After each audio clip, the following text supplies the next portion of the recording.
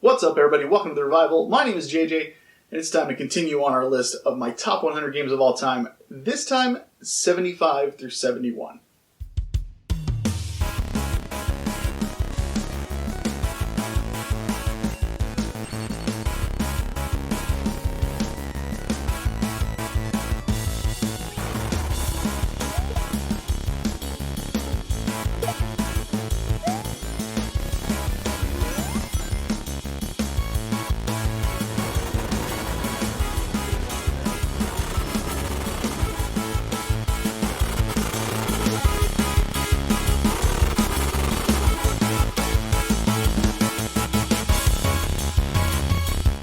Alright, let's just hop into it.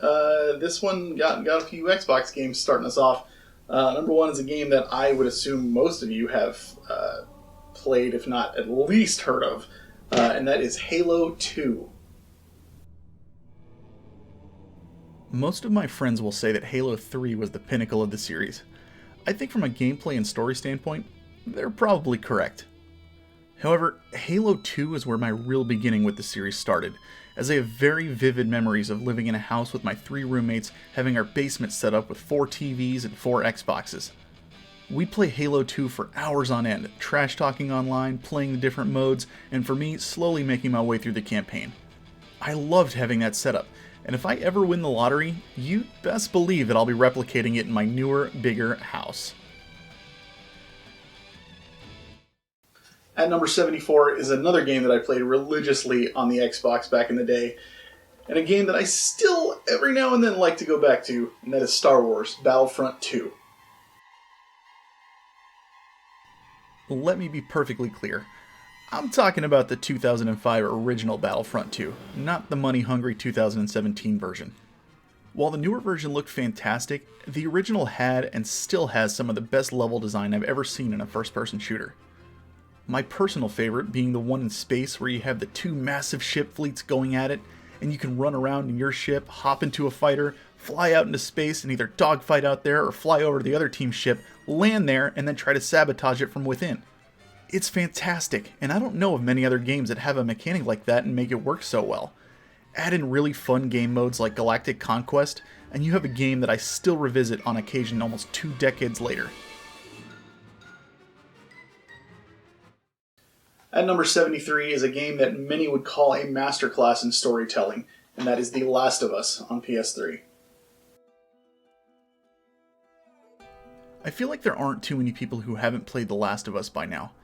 And if you haven't, what are you waiting for? The storytelling is masterful, the gameplay solid, and the environment's both stunningly beautiful and devastatingly horrific. It's not a super long game, but it doesn't have to be. There's so much here to unpack with the wonderful character development and an ending that will have your stomach twisted in 1,000 different directions. You'll be thinking about this game long after you've finished it. While I enjoyed the sequel as well, it just didn't have the same impact on me that the first game did, which sits perfectly fine as a standalone game. If I one day do a video that where I talk about like my top 5 or top 10 games that I sunk like just tons of hours into and kind of like ranked them by amount of time played on each one, I guarantee you this game would be on there. Coming in at number 72, Diablo II. The amount of hours I put into this game back in the early 2000s still hits me to this day. I spent so much time just grinding for better gear, leveling different characters, and frankly just beating the game over and over again because the gameplay is so much fun. Whether you play for story, character progression, or just looking for a fun game to play with up to 7 other friends at the same time, Diablo 2 hits all the right notes. I still to this day haven't quite found an isometric game like Diablo 2 that made me want to devote as much time to it. I highly recommend checking out the remastered version if you've never played it before. And finally, at number 71 is a game that I honestly had physical growing up, and I cannot find it now for the life of me, so I am assuming at some point I probably let somebody borrow it and never got it back, because it's not one that I sold. I guarantee you that.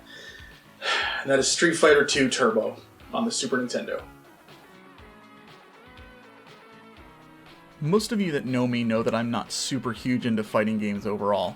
Yet Street Fighter II Turbo was a staple for my cousins and me growing up.